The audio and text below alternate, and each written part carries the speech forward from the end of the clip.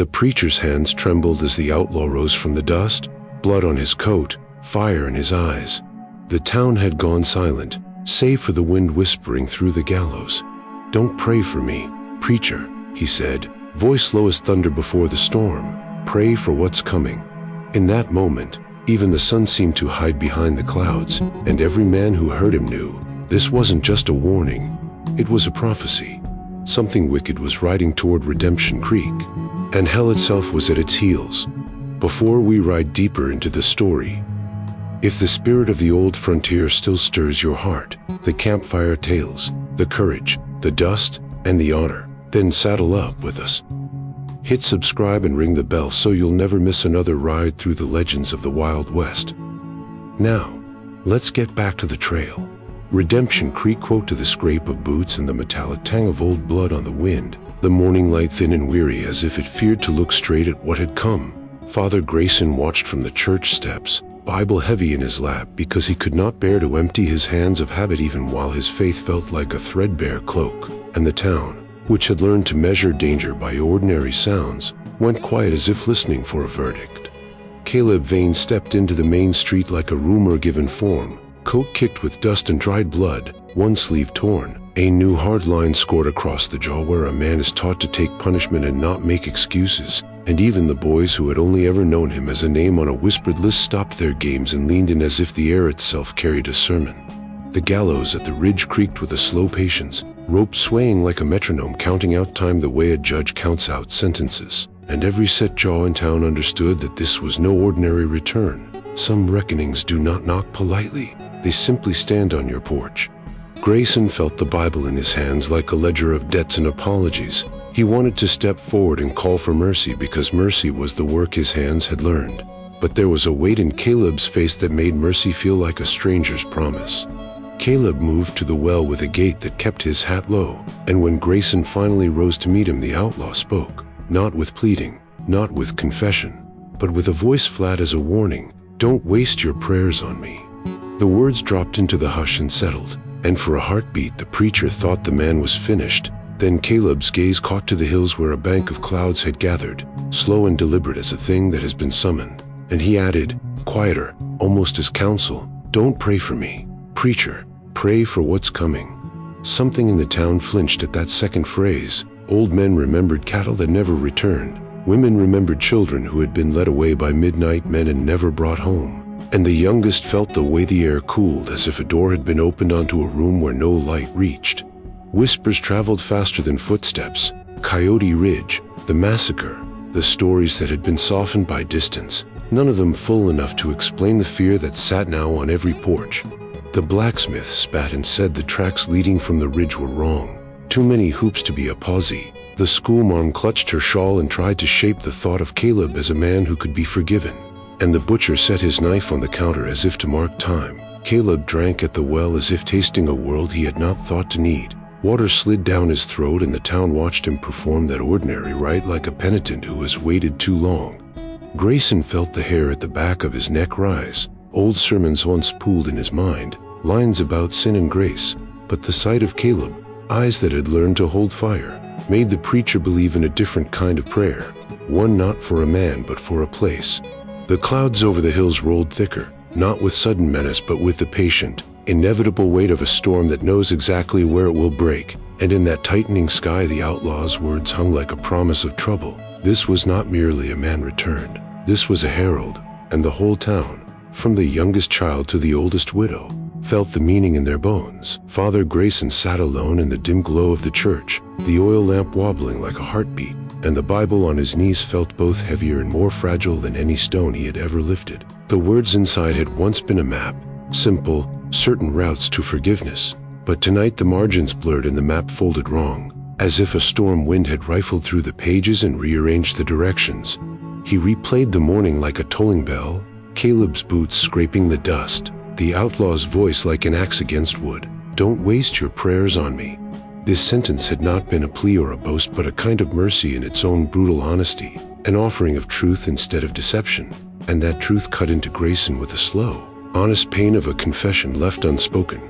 He had buried men before. He had stood over graves in the rain and promised families an afterlife that smelled of heaven and new bread. But the faces of the dead he most could not forget belonged to the woman and the boy from Coyote Ridge. Their small bodies folded into the sand as if sleep had claimed them, and Grayson had pressed his fingers into those soft places of grief and felt something sour and old.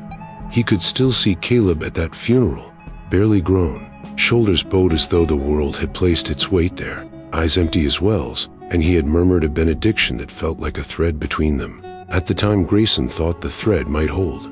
Now he wondered if threads could be chains. The night pressed close, bringing with it the scent of sage and dust and a far-off smoke that made the preacher's throat tighten. Outside, the town breathed shallow and small, shutters clacking like nervous teeth in the wind. Grayson's thoughts kept returning to the stories he had told himself. Redemption reaches any soul. The lost can be brought back by love. The sinner can fall to his knees and be lifted by the hand of grace. But those stories had never had to reckon with the kind of hurt that fossilizes into a thing more like stone than sorrow. A hurt that does not ask to be forgiven because it has forgotten how to ask. Caleb's silence that day, more eloquent than any prayer, was a stone dropped into the silent pool of the preacher's certainty, sending rings and then ripples outward. He tried to pray, opening the Bible again, lips shaping phrases learned in childhood, but the words felt foreign in his mouth as if someone had changed the language of salvation while he slept. Memory came sharp, the child's laugh at the edge of Opinion Grove, the woman's braid spilling like a promise, and the sound of a gun before dawn that tore those small ordinaries into an absence that smelled of copper and desert. Grayson confronted himself, asking whether he had ever truly known the hearts of men he preached to. Had he merely wrapped them in phrases to soothe his own fear of the dark? Part of him wanted to believe that Caleb's return was an opportunity, a raw, terrible chance to offer absolution, to turn a man who had known blood into someone who could teach others how not to repeat it. But another part, deeper, older, whispered that some returns do not seek absolution. They arrive as heralds for something that will not be bargained with by prayer or sermon. That whisper grew louder when he remembered the look on Caleb's face as he stared to the hills, and an expression carved by something that had seen the border between life and a shape of wrath and then stood on the wrong side of it. Grayson's hands, priest's hands that had once studied more than a few faltering souls, trembled now with uncertainty. Faith felt less like a staff and more like a question he couldn't stow away. He rose and moved to the window, pressing his palm to the cool glass. The sky was a low bruise, and somewhere beyond the ridge the wind carried the hollow sound of horse hooves that might have been imagination, might have been omen.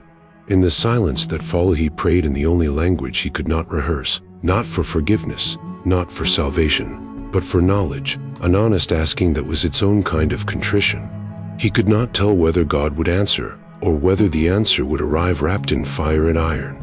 But Father Grayson kept that unpracticed prayer in his chest like a lantern and waited, because waiting, in its own way, had become a ministry. Dawn pressed like a question over Redemption Creek and the river answered with tracks no one expected. Deep hoof prints lined the bank, brims dark with iron filings and a faint scent of burned sage. Heavyweight ranch horses left light impressions. The blacksmith dropped his hammer and walked the trail, thumb marking a hoof like a man confirming a memory. Then spat and told anyone lending an ear that those prints had not been there at dusk. A man who measures life in iron said simply that something had passed through that did not belong to the ordinary world. Word braided through the town by noon, wives with aprons folded tight, boys dragged away from games, the schoolmarm folding her hands until her knuckles went white, and even the sheriff came with a polite half-smile that did not sit with his quick, worried glances to the ridge. Caleb Vane sat in the saloon shade and sanded his revolver with a stone, a small practiced motion that steadied his fingers but not the memory beneath him. He watched the town watch the ground, and when the blacksmith's verdict had settled, he said, low and flat, "They're coming." Some laughed, brittle, nervous sounds, but laughter is always the first defense, and it broke like thin glass under the weight of what followed. The sheriff tried to steady the town with orders and jokes, told men to secure stock and lock doors, and yet he kept peering toward the horizon as if hoping the hills might speak back and reassure him. By afternoon the air tasted of iron and sage and old prayers. People crossed themselves in the street as if to keep something from noticing them, and Father Grayson stood on the church steps with his Bible closed like a shield and felt the prayer in his chest falter into a question he could not answer. Dust came thin and sudden, and then the rumor hardened into truth. A riderless horse stumbled into the main street, coat kicked with dust, saddle torn and rain-soaked dark. A living thing without the living who should have held it. It walked as if wearied by miles of a road no man should travel, each step a slow accusation that pulled the breath from throats. Silence fell like a sentence, and children began to cry only when the sheriff, who had tried to be calm for the town's sake, ran to the animal. Betrayed by his own fear, Caleb pushed through the crowd and knelt beside the horse, pressing his palm to its flank as if naming what had happened might change the world. He offered no comfort because none would fit. The sight erased the last of the town's easy dismissals. Whatever had left those iron-rimmed prints had come and left a witness, and the wind shifted, carrying a sound that was almost hoofbeat and almost a whisper, threading the town with a forewarning. That evening the lamps were lit and the town moved like a body learning a new gait. Women muttered half-prayers. Men checked unused bolts. The blacksmith kept replaying the print until it had the shape of a wound, and Caleb walked the outskirts, fingers tracing rail and gate as a man testing the temperature of everything he had once been able to call safe. Father Grayson watched him and understood, without sermon or proof, that the outlaw's warning was not boasting but bearing news, and in the quiet that settled like dust the town learned the difference between fear you can fight and fear that waits.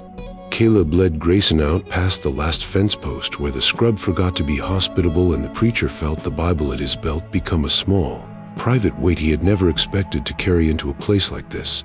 Coyote Ridge rose from the sand not like a town reclaimed but like a memory kept too long in the dark, roof rafters jutting like broken promises, a bell post fallen and half buried, a porch where the washboard still leaned as if someone might return to beat clothes that would never be clean again. They walked through a grammar of ruin, a child's wooden horse with one wheel missing, a pot split down its side as if laughter itself had cracked, scattered boots sunk shallow in grit. The air tasted of old fires and something sweeter, like sage burned and left smoldering, and when the wind moved through the hollow frames it made a sound that could be read as a name. Caleb moved as if he were walking through pages of his own life, each step a lined verse that the preacher had not been invited to read. His face held the sort of quiet that is not absence but the presence of something that has been paid attention to too long. Grayson listened for the kind of confession a man gives under a roof where it is safe to speak, but Caleb spoke instead with a map of small gestures, hand on a scorched lintel, fingertips tracing a charred circle on a stone, and the preacher found himself answering to memory rather than doctrine. They weren't men, Caleb said once, voice raw like scraped rope, and the phrase settled between them like a thrown stone. Grayson wanted the sentence to be a fevered lie, something to be put down with a benediction, but the desert showed him the blackened shapes in the bones, and he could not make the evidence yield to sermon. Charred fragments lay like dry leaves across the floor of what had been a kitchen. A child's small bones, scattered in lightless paper, made the preacher's stomach a fist. Caleb pointed to a mark on an outcropping of rock, a circle scored into stone, a branch whose line held a heat that should not be possible for a place that had been still for years, and Grayson felt that heat across the pads of his fingers though the air was cold. The symbol had an ugly, tidy cruelty, as if some hand had marked the world to claim it, and the lines did not look made by a human hand so much as by a thing that had learned to use hands as instruments of naming. The wind pushed through the canyon like a thing that wanted to be heard and carried with it sounds that were almost voices. Grayson thought at first they were the wind's complaint against human noise, but as he stood there the shapes of the noises stitched into words he had no right to hear. His own name, Caleb's name, the name of small dead things, and the sound was like a hymn sung out of time. For a moment his faith, which had long been a map of comfort, felt like a thin shoe on a stone road. Every step he took left him more exposed to a geography that did not care for the rights he knew. Caleb's confession, or whatever the thing between them was not shaped like the prayers Grayson had poured into the mouths of the dying. It was made of images and ash and a kind of exhausted accusation. Voices that spoke my name, Caleb said again, and when Grayson tried to answer he found his throat full of desert dust. In the hollow where the town had been, the preacher could see the pattern of what had been done, not merely theft or blood for gain, but something that had unmade the ordinary uses of mercy. The ruins whispered around them, and the sound was not wholly of grief but of a thing that watches and waits. Grayson realized then that the warning Caleb had given in the street was not bravado but report. He left Coyote Ridge with sand in his shoes and a new kind of sermon lodged under his tongue. one that asked not for the simple absolution he had been trained to offer, but for readiness, because some returns do not seek forgiveness and some names, once called, do not stop answering. Redemption Creek, which had long measured its life in routine and the clink of silver coins, found itself split down the middle like a coin flung and caught, one face stubbornly loyal to the idea of law, the other tilting towards superstition and the raw hunger for an answer. At first the blame was a whisper that slid between porches, then it grew teeth, and by afternoon men who had spat the same tobacco for years turned their collars toward Caleb as if he had become the town's collective wound. Rumors swelled as a fever, that he'd ridden with murderers, that he'd carried home a brand no Christian hand could cleanse, that his coming had dragged a thing behind it like a shadow refusing daylight.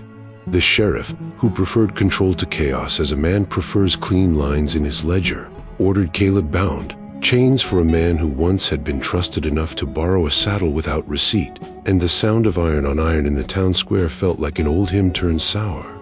Women crossed themselves at the sight. Old men spat more water than usual. The kids who'd watched Caleb's silhouette as a boy now held tight to their mother's skirts and learned, in one brutal lesson, that faces can become maps to blame. Father Grayson stepped into the sun between the sheriff's boots and the outlaw's shoulders because his parish taught him the shape of mercy even when his own faith trembled. He did not speak the tidy sermons the people sought. There was no smooth answer to hand out like a ration of bread, so he said instead, plain and steady, "If he's guilty, then so are we." And their words fell like an unexpected bell into the square. For a moment the crowd held its breath and the air was thin and dangerous with possibility. Some faces softened as if remembering the law that says guilt is not a one-man weight. Others hardened as if relieved to lay the town's fear upon a single scapegoat. The sheriff's jaw worked. He wanted to keep order, to make the problem fit the lines he knew: trial, sentence, closure. But the edges of what they faced would not be filed away so easily.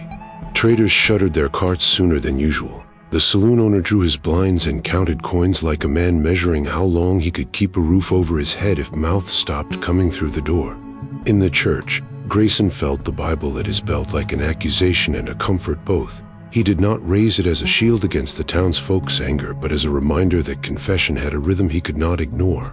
He walked the line between men who would have hanged Caleb without proof and those who still remembered a boy with a laugh. The preacher's presence unsettled the mob because he voiced a truth they'd prefer not to hear, that guilt often wears many hands and that fear pressed into action is its own sin. Lanterns were literally as if the town wanted light to outrun the dark they felt gathering like an animal at the edge of a pen. Night lengthened slow and careful, bringing with it the small sounds that make a place feel alive, the drip of water from a spigot, the murmur of a mother soothing a child. But beneath those domestic noises something else threaded the air, a low, distant rumble that did not belong to wind or to thunder. It began as an odd vibration in the ground, felt underfoot like the town's pulse quickening, and then it grew into rhythm. Hooves, many of them, a drum roll of iron against earth, too measured to be a stampede and too precise to be the meandering of ordinary men. The whispering crowd turned back toward the ridge and saw only a band of dark where horizon met sky, and yet every head dipped the same way as if listening for a verdict. Fingers found bolts, lamps were tightened in weathered hands, and the sheriff's command to stand ready sounded thin in his own mouth. Some in the crowd prayed aloud in sentences they had not finished learning. Others cursed under their breath with the raw language of those who know an enemy as beyond their letter. Caleb, who had stood bound and steady through the exchanges of accusation like a man listening to an old wound ache, let his eyes close for a moment and, when he opened them, they held a kind of exhausted clarity. He had returned not seeking sympathy but to warn. His chains were not what he feared what the rumble brought. Grayson, between the sheriff and the mob, felt the town cleave further, one half wanting a name to nail this new terror to, the other half realizing, with a dread that tasted like iron and rain, that naming might not save them from the thing that was coming. While we catch our breath by this dusty road, go on and tip your hat to the last rodeo. Give this story a like, and subscribe so you can ride with us again soon. All right then, let's get back on the trail. Midnight came like a held breath and then broke, flames answering the dark beyond the last corral with a hunger that had no business in a world of matches and lanterns. The ranch on the outskirts erupted as if someone had poured oil over memory and struck a match, but men swore the blaze began without candle or spark. that it erupted like a thing that had been sleeping under the floorboards and at last found the light it preferred. People ran from their houses to watch the horizon bloom orange and the night swallow itself in heat, and the first witnesses later spoke in the small, broken sentences of those who have seen the impossible. Riders cloaked in ash, their coats falling like smoke, hats rimmed with a darkness that drank the lantern glow, eyes red as coals beneath brows, a laughter that braided through the crackle of flame and had the sound of graves opening. They rode through the fire as if through morning mist, bodies untouched and leaving only a scent like old burned sage and a cold that reached the marrow. The sheriff threw men into a panic, men who had slept with pistols on their mantles and thought such things were only for stories, while women clutched children and the preacher pressed his palms to his chest like a man keeping a promise to a God who might not answer. Caleb, who had been bound that afternoon and watched with a face older than the years on his ledger, felt the air change and the chains at his wrists clink with a sound that matched the first thrum of approaching hooves. When the flames licked the sky and the rider's laughter pooled at the edge of hearing, he did what he had always done when a truth arrived. He broke free. The iron that had held him gave up its authority like a tired animal. His hands were elbows deep in the business of reclaiming them, and in that motion the town's convenient narratives unraveled. This was not a man who returned to loot, but one who had been given back to war. He stepped into the street with guns in his hands, fingers steady though his hands trembled like a man who refuses to let the tremor be seen as fear.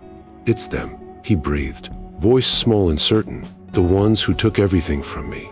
The confession slid into the night, and the name it needed was not a single syllable but an image of a long-ago hurt formed into horses and brimmed hats. Father Grayson came out of the church as if called by some duty older than law. He did not take a gun. His hands were not trained for iron in the way they were trained for laying on palms, but he carried the cross he had been given at ordination like a compass and a pledge.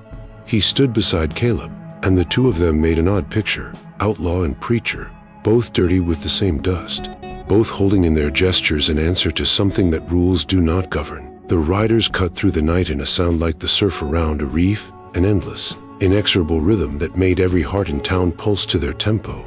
And when they drew near, they did not speak in ordinary tongues. They issued a sound that was more hunger than language, and their eyes took inventory of the people who had gathered like a pantry list. Flames reached for the sky and did not claim them. Smoke curled around their shoulders like cloaks and slid off as if rejected. Where they rode, the grass grew pale and the scent of iron thickened. Where they passed, dogs fled, and small things, birds, a sleeping cat, appeared later for no one to comfort. The first shots fired were useless in the face of that otherness. Bullets crackled against something that answered back with more laughter, and the men who fared felt their courage become brittle as glass. Caleb moved like a man who had practiced regret into precision, each pull of the hammer a punctuation to a life he would not let be erased twice. Grayson, holding his cross, found his voice that it was not a recitation but an act, a prayer that was less for the outlaw soul and more an invocation for a town. "Pray for what's coming," Caleb had said in the street, and as the riders drew closer those words were no longer a prophecy but a manual. Pray for fortitude, pray for each other, pray that whatever answer the world was meting out would not demand the last of them. Fire spat like a mouth, the air tasted of metal and old bones. The town took its place at the narrow line between home and annihilation, and in that collision the preacher learned another sort of ministry.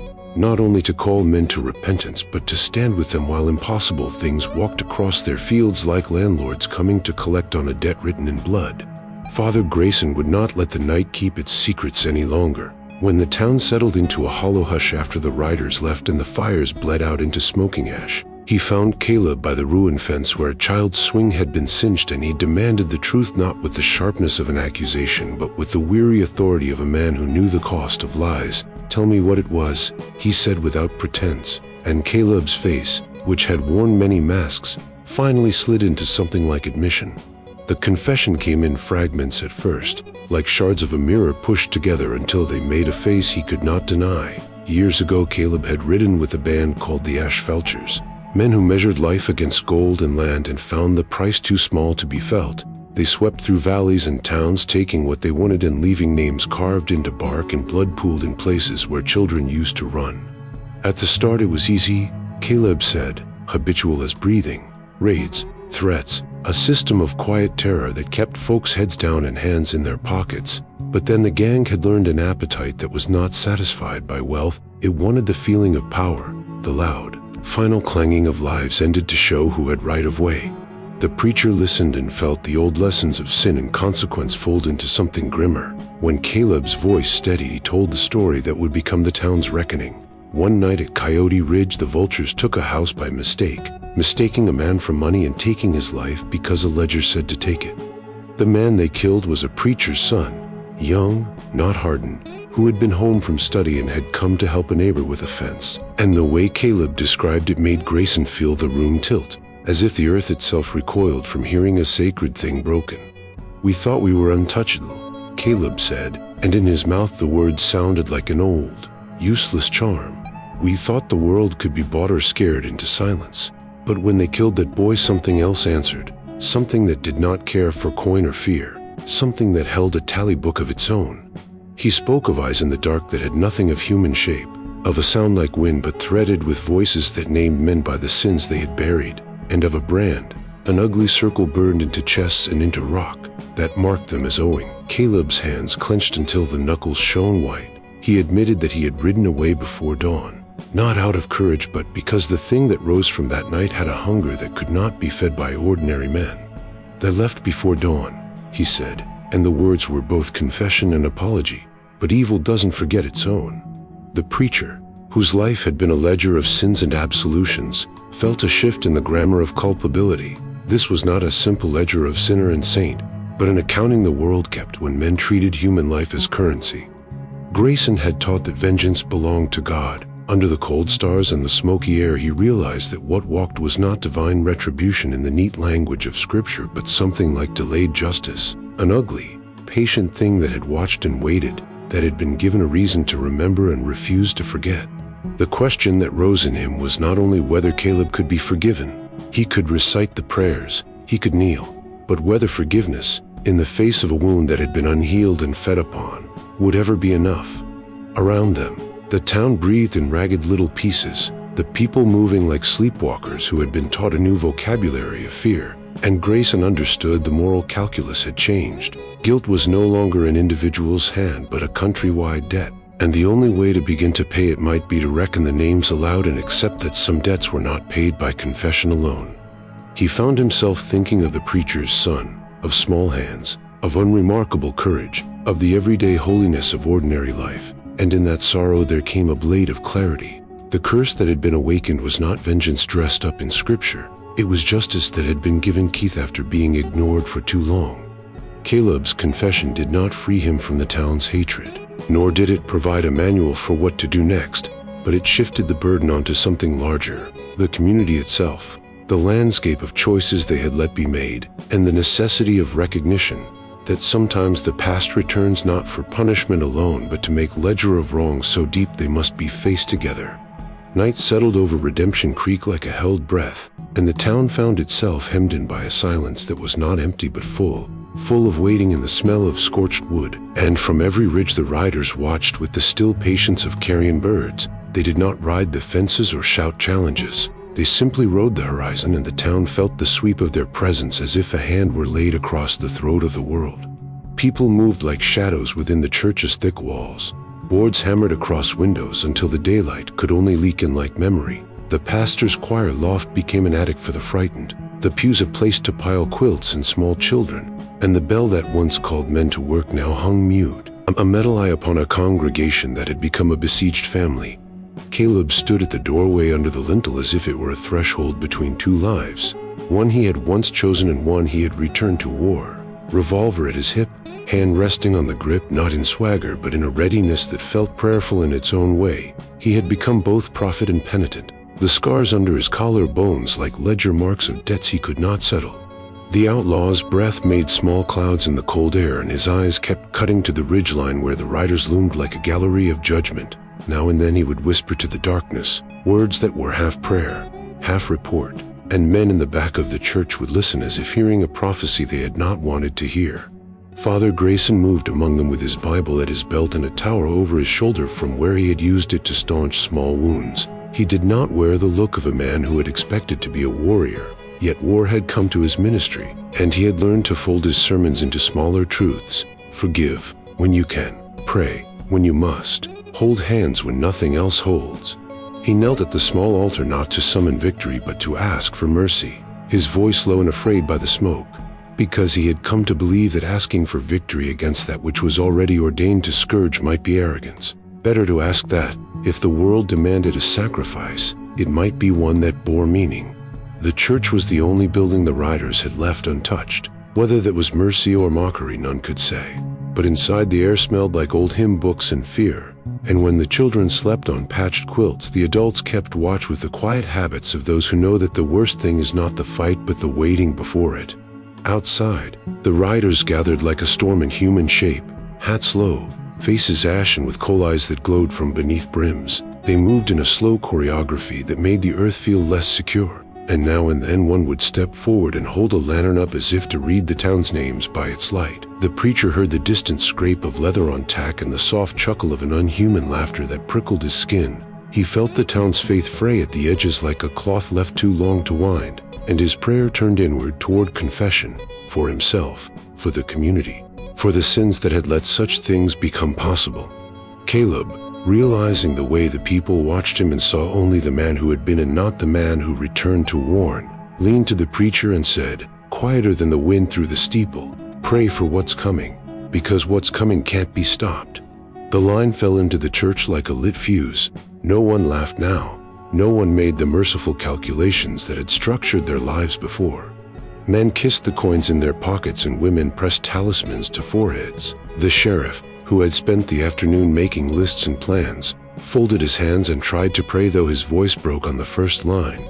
Caleb's silhouette at the door looked like a guardian in an ugly country, his shadow long on the wood, while the preacher moved among the huddled, speaking small sacramental words, touching a forehead, pressing palm to palm, offering absolution as if it were a thing you could hand out by the handful. The riders' rumble tightened to a press, and the town, encased in the church's thin sanctity, realized that they faced not merely men but a judgment that had its own law and would not be bargained with by ordinance or plea.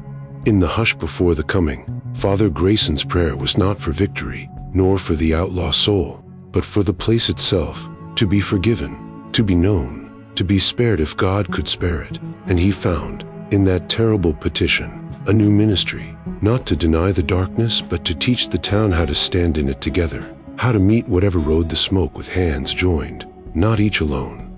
Dawn arrived not with light but with a shudder of the earth, a pale smear fighting its way through the smoke that had wrapped Redemption Creek in a gray shroud, and before the sun could even claim its first inch of sky the air cracked with gunfire, sharp, sudden, the kind that makes the soul jolt before the mind can think. The cursed riders broke from the fog like a memory turned real, shadows of ash and coal galloping through the ruins, their laughter thin and cold, their eyes burning under the brims of hats that no longer shaded flesh. The church bell began to toll, though no hand reached for the rope. It swung on its own, a metallic heartbeat echoing over the screams and thunder of hooves, each clang a terrible hymn marking time for the living and the dead. Caleb stood at the doorway with revolvers drawn, his face calm in a way that spoke more of resignation than courage, and each shot he fired was less a strike of vengeance than a confession, as if he was writing his sins into the bodies of the things that had once been his brothers. "Forgive me," he murmured between the cracks of his pistols, and the preacher behind him heard the words not as plea but as punctuation. Bullets tore splinters from the church door, glass shattered, pews toppled, and yet Grayson did not run. He moved with a strange, deliberate grace, filling a wooden basin with holy water, his hands steady despite the tremors of the world around him. He walked the length of the aisle and poured the water across the floorboards until it seeped into the cracks, tracing a glimmering river between the living and the oncoming storm. The scent of oil and ash mingled with the purity of water, a blasphemous perfume that made the breath hitch in his throat. "This line," the preacher said quietly, his voice carrying through the gunfire, "is not to keep them out, it's to remind us what we are." When the first rider reached the door, his horse screaming in a tone that wasn't natural, the creature hit the water and convulsed, its form breaking apart into smoke and bone dust before collapsing into itself. Caleb stepped forward, gun still hot, his body shaking from the echo of recoil but his resolve firm, and he fought like a man who had already buried his future. Every shot landed with uncanny precision, but each victory left him emptier, more spectral, as if every bullet pulled another fragment of his spirit into the grave he knew was waiting. The church became a war between elements, holy water hissing other fire, smoke rising through shattered glass, sunlight cutting through cracks in the roof like blades of judgment. Grayson moved among the fallen, whispering prayers he no longer understood, words half-remembered from old rites that promised salvation but never mentioned what to do when hell came riding through the front gate. Caleb's hat was gone, his coat torn, his blood mixed with the ash of his enemies until he looked like one of them, and still he fought. When at last the final rider fell, his form collapsing into the dust with a sound like a sigh escaping the lungs of the earth, the silence that followed was not relief. It was expectancy, an inhalation held by the world itself.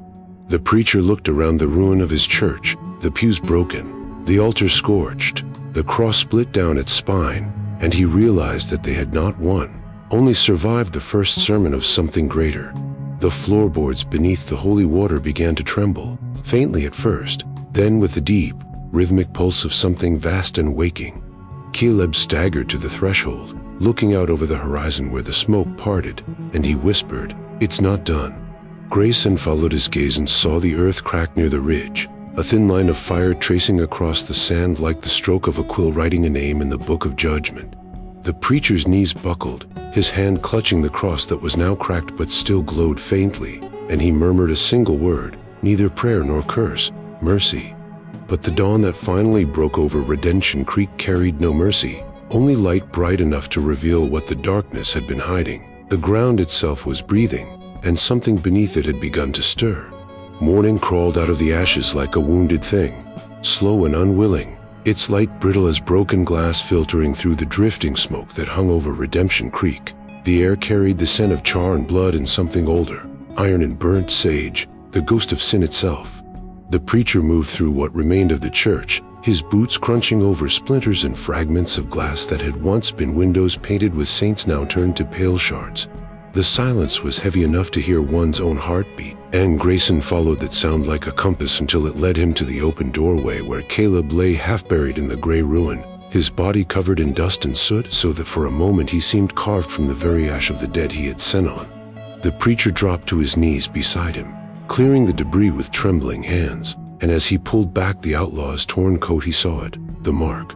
A circle, seared into Caleb's chest, pulsing faintly with a red light that looked less like fire and more like breath, as though the wound itself inhaled it on. Grayson had seen that same symbol before, carved into the rocks at Coyote Ridge, etched into the walls of horror by hands that no longer remembered what it was to be human. It was a sign not of vengeance, but of belonging to something vast, patient, and cruel. Caleb's eyes flickered open, pupils blown wide, and for a heartbeat the preacher thought he saw the reflection of the burning circle in them, turning his gaze into a mirror of damnation. "You can't bury a curse," Caleb gasped, the words catching on the smoke still in his lungs. "You can only pass it on." His voice trembled not from pain, but from the cold certainty of understanding, as if he'd just seen the tally of his life written in a language older than words. Grayson wanted to speak, to tell him that redemption was still possible, that even the worst of men could be forgiven if they only looked upward, but the lie caught in his throat because the truth stood burning on Caleb's chest. The mark glowed brighter, the air around it shivering as though it remembered the desert winds that had carried the ash vultures into hell. The preacher reached for his cross, pressing it against the mark, hoping prayer could smother fire, but the metal grew hot in his palm and the circle pulsed harder, as if rejecting the interference of heaven. Caleb coughed, blood flecking his lips like dark petals, and his hand gripped the preacher's sleeve with desperate strength. "It's not over," he whispered, eyes unfocused now, seeing something that wasn't the ruined church or the preacher's stricken face. "It's just gone underground. It waits, it always waits." His voice broke, turning hollow. Tell them to leave this place before it remembers their names." Then the wind came. It rose from nowhere, a black wind, thick as smoke but moving against it, carrying with it a sound that was almost a voice and almost a scream. It swept across the plain, bending the blackened grass flat, hissing through the church's broken windows, and the flames that had died in the night stirred back to life as if answering a command. Grayson shielded his face, calling out to Caleb, but when the wind passed and the dust settled, the outlaw's eyes were open and empty, his body still except for the faint glow that lingered for a breath longer and then went out like a candle drowned in its own wax. The preacher sat there, the ash thick in his mouth, and felt the world shift beneath him. He looked out toward the ridge, where the earth had cracked in the night, and saw that the fissure had widened, the soil dark as if soaked in shadow. The wind carried whispers, his own name among them, and he realized with a chill that the curse had not died with Caleb. It had only moved on, seeking another vessel. He pressed his palm to his chest and felt warmth there, faint but growing, as though something unseen had marked him too. "Lord," he murmured, voice breaking in the desolate quiet, "what have you left for us?" And in the distance, where the plains met the bleeding horizon, the dust began to stir again, slow, rhythmic, like hoofs finding their way home. While we catch our breath by this dusty road, go on and tip your hat to the last rodeo. Give this story a like, and subscribe so you can ride with us again soon. All right then.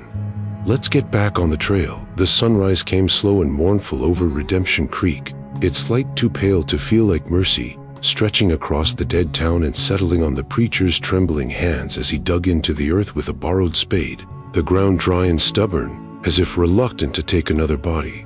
Father Grayson worked in silence, sweat and ash mingling down his neck, his breath coming out in ragged prayers that weren't quite words. Every shovelful of dirt seemed to echo with Caleb's last breath, the outlaw's warning still humming like a ghost in the preacher's ears.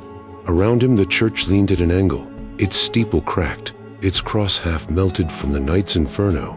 But it was still the only place he could bring himself to bury the man who had carried both sin and salvation in equal measure.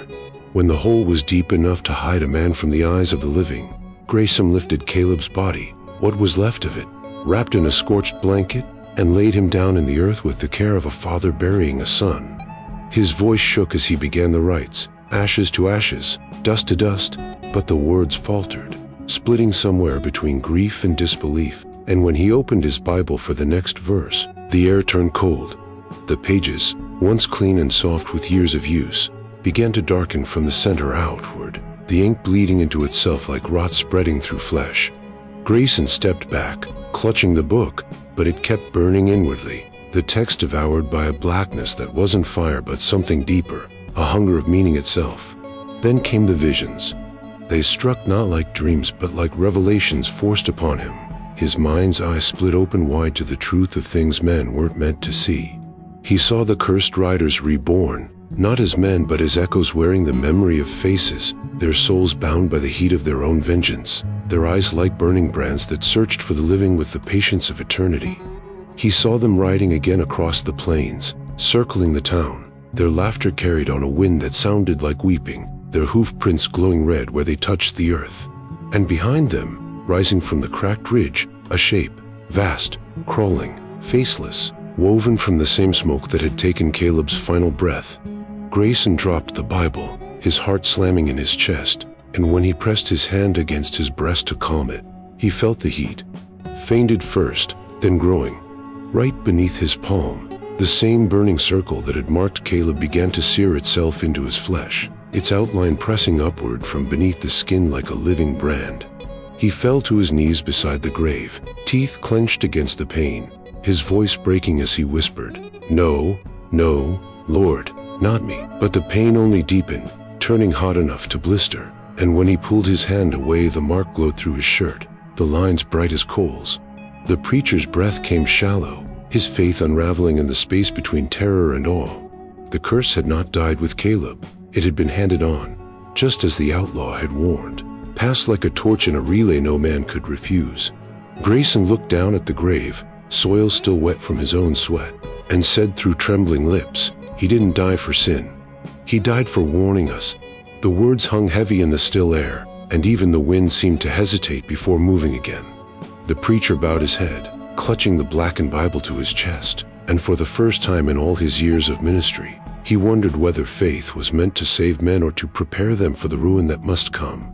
Behind him, the ground shuddered, soft, slow, rhythmic, like a heartbeat beneath the soil, and Grayson knew with a dread that reached past reason that Redemption Creek had not been spared, it had merely been chosen. The light of dawn washed over the grave, turning the ash to silver, and the preacher whispered a final verse that wasn't scripture but something older. older even than prayer. Forgive us our seeing, for we have seen too much. Then, from the far ridge, faint but unmistakable, came the echo of hoofbeats. The dawn after Caleb's burial felt less like mourning and more like aftermath, a hollow brightness that revealed nothing but loss, the kind of light that exposed every splinter, every shadow pretending to be gone. Father Grayson stood at the edge of Redemption Creek, the wind moving through the burned church behind him like a restless congregation, and in his hands lay Caleb's gun-belt, scarred leather, worn to fit a man who had lived by the trigger and died by something far older.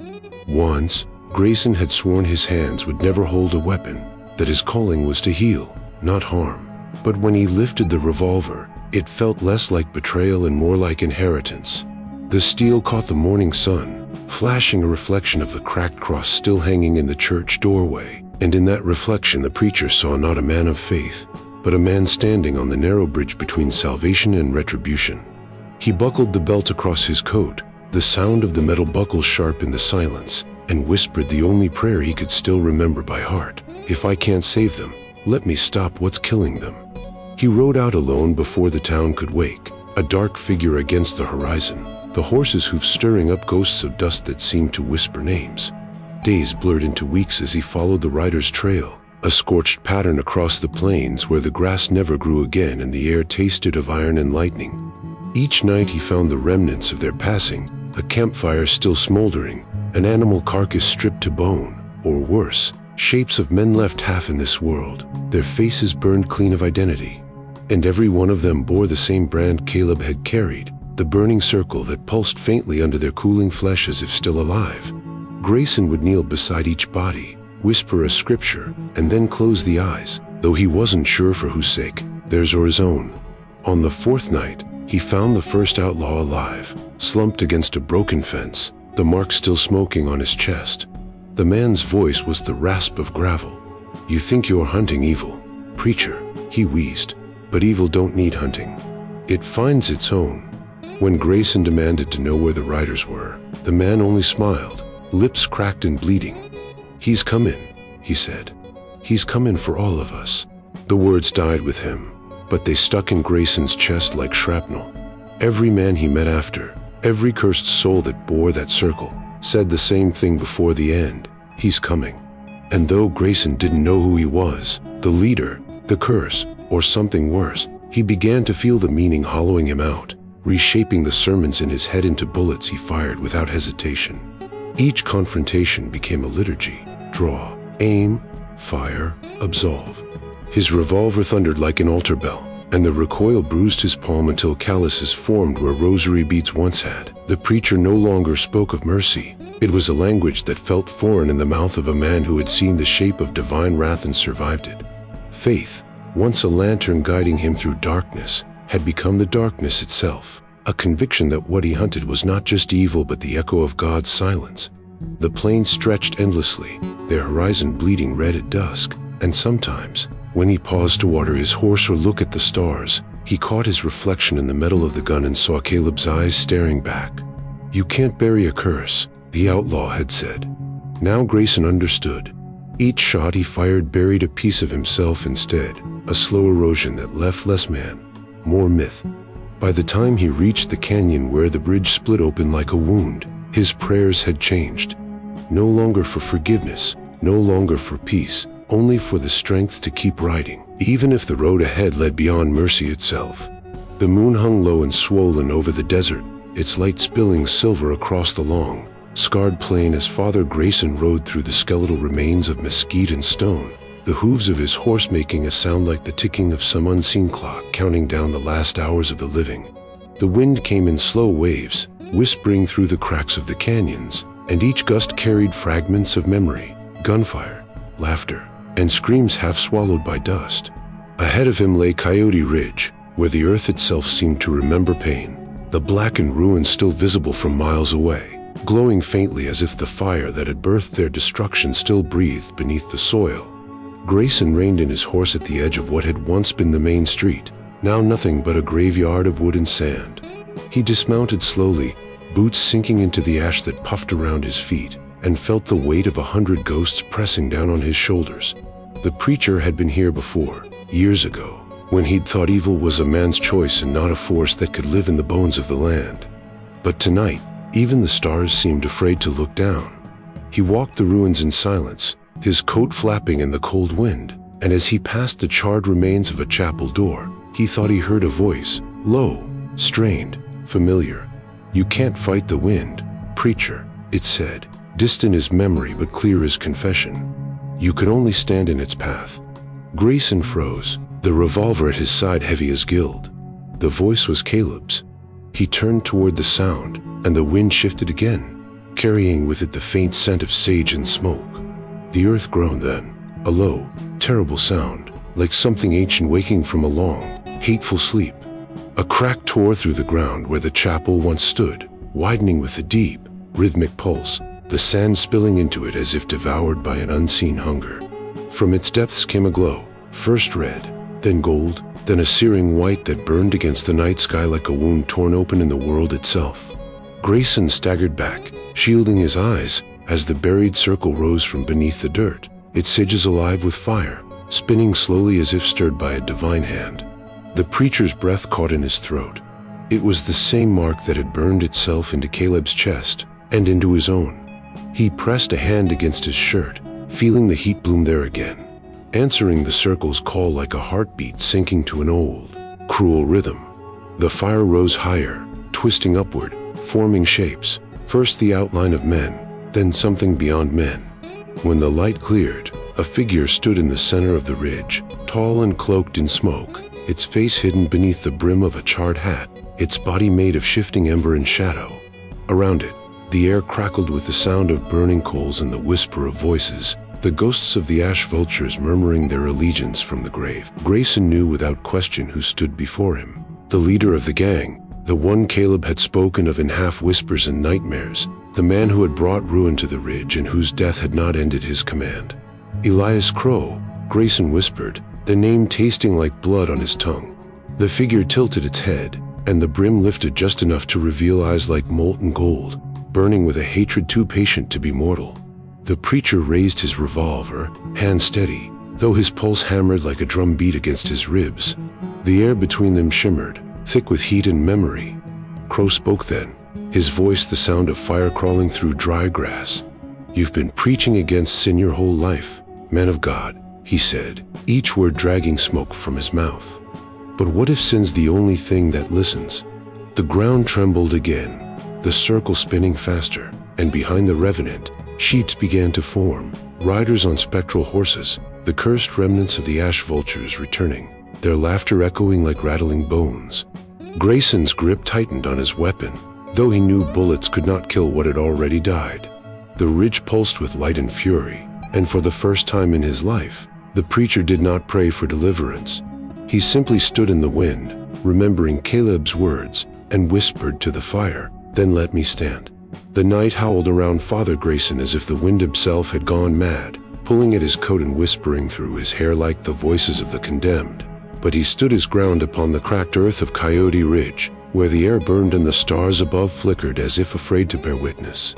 Before him towered the thing that had once been a man, a creature of smoke and vengeance, its form shifting like a mirage in the heat, the faint suggestion of bone and hat and eye buried in the infernal light that pulsed from within.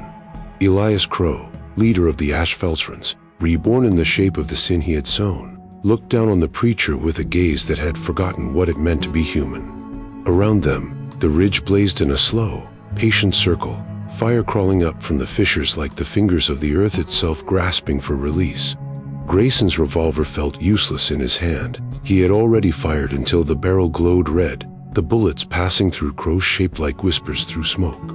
The creature had only laughed, a sound not of mirth but of eternity, the sound of something that had waited too long to burn. The preacher dropped the gun, and it sank into the ash at his feet, hissing as it cooled. "You think you can pray this away?" Crow's voice came, deep and resonant, like the echo of thunder in a canyon. "You think mercy still knows your name?" Grayson stared into the shifting ember of its face, the edges of his vision trembling with heat, and he saw, for a heartbeat, the ghost of a man beneath the fire, the outlaw who had once led others astray, the eyes of one who had known regret too late. "I don't know," the preacher said, voice cracked but unwavering. but I have to believe there's something left, even for you." He took a step closer, the soles of his boots sinking into the molten sand, his hand reaching for the cross around his neck. It was blackened now, the silver warped and dull from the heat, but it still caught a glimmer of light, the last stubborn fragment of faith that refused to die. "No bullet can kill you," Grayson said, his breath hitching as the flames roared higher, "and no word can cleanse you. So I'll give you the only thing left to me." Crow tilted his head, the flames twisting in mockery of curiosity. "And what's that, preacher?" Grayson fell to his knees. The motion was slow, deliberate, the kind of surrender that felt more like defiance than defeat. His knees hit the hot ground, and he winced but did not move. He clasped the cross in both hands and bowed his head. "If there's still mercy in heaven," he whispered, his words almost lost to the roar of the wind, "let it find us both." The ridge erupted. The fire screamed upward, white hot and blinding, swallowing the creature and the man together. The ground split wide, glowing veins of molten light tearing through the bones of the mountain. The sky itself seemed to fracture as thunder cracked open above, and for a single impossible moment, the light took shape, two silhouettes, one kneeling, one looming, both consumed in a pillar of fire that reached for heaven and did not stop. The earth shook, throwing stones and shards of flame into the air, and then came the sound, like the final toll of a great bell, deep, resonate, infinite, then silence. When the storm at last passed and the ridge lay quiet under a curtain of falling ash, there was no sign of life, no trace of the preacher or the monster, no sound but the soft sigh of cooling earth. Only the cross remained, its metal warped but unbroken, half buried in the gray dust, glowing faintly with the last echo of light. It pulsed once, twice, as though still alive, and then stilled, a small, defiant spark against the endless ruin. And far off, carried on the dying wind, came the whisper, Caleb's voice, or maybe Grayson's own. Too faint to tell, mercy found us. The years rolled over Redemption Creek like sand through a broken glass, and time, ever hungry, chewed the memory of the town down to bones and whispers. The church collapsed first, its bell silenced and half buried in dust, though travelers swore that some nights, when the wind turned from the east, they could still hear toll faintly, a sound not of timekeeping, but of mourning. The houses that once held laughter became skeletons of wood and rusted nail, their windows empty eyes staring across the desert. Yet even in ruin, the land remembered, because there are places too stained by sorrow to ever forget. Men on long rides through the wastelands sometimes came upon what was left of Redemption Creek just as dusk fell, when the horizon bled red and gold, and in that half-light they'd see him, a lone rider on a black horse, wearing a preacher's coat that trailed behind him like smoke. His face was hidden, his hat low, but the glint of a cross could be seen hanging from his neck, dull and blackened by age. Beside him rode another shape, less flesh than fire, a shadow on horseback, its eyes glowing like embers in the twilight, its laughter faint as wind through dry grass. Some swore it was Caleb, bound by his own warning, damned to ride forever beside the man he'd tried to save. Others said it was Grayson himself, his faith burned clean away, his soul traded for a vow to keep the curse from spreading beyond the ridge. But the old folks, those who had kin in the town before the fire, who still laid flowers in the sand where the graves had no names, they told a different story. They said the curse had never lifted at all, that what Grayson and Caleb faced on Coyote Ridge had not been defeated, only divided. Two halves of a single sin now riding the world together, one of smoke, one of soul, bound to wander until the desert itself decided it had seen enough of man's cruelty. At night, when the wind began to rise, the sound carried far and thin across the plains, and those who camped too near would wake to the sound of hooves, steady, patient, circling, and a voice that didn't quite belong to this world. "Don't pray for me, preacher," it would say, drifting just above the wind. "Pray for what's coming." Some travelers left offerings, coins, bullets, scraps of paper with prayers scrawled in shaking hands, hoping to buy a mile of safety from whatever rode those plains. A few who ignored the warnings vanished between one sunrise and the next, their camps left undisturbed except for the circle of scorched sand where their tents had been. And so the legend grew, passed from campfire to saloon, from father to son, that the preacher who once carried a Bible now carried judgment, his sermons turned to bullets, his prayers to fire, that beside him rode a ghost outlaw whose silence could break a man's courage quicker than a blade. They were said to appear when men's blood for greed, or when the innocent were made to pay debts they didn't owe. Their presence was not punishment, it was remembrance, the land's way of collecting what it was owed. On the anniversary of the fire, when the stars hung heavy and red, some said the ridge itself glowed, the buried circle beneath it pulsing faintly like a heartbeat. And on those nights, if you stood at the edge of the ruins and dared to listen, you'd hear it, the wind twisting through the ashes, carrying that same warning that had once silenced a whole town. Don't pray for me, preacher. Pray for what's coming. Those words, once spoken by a dying outlaw, had become the covenant of the desert itself, a promise that sin, like the wind, never truly dies. It just waits for someone to ride against it again. If this story stirred a memory or two, saddle up with us again. Hit subscribe and help keep these old frontier tales alive. Out here, every name, every trail, every sunset still matters. So till we meet again, friend, keep your hat tipped to the past and your heart pointed west.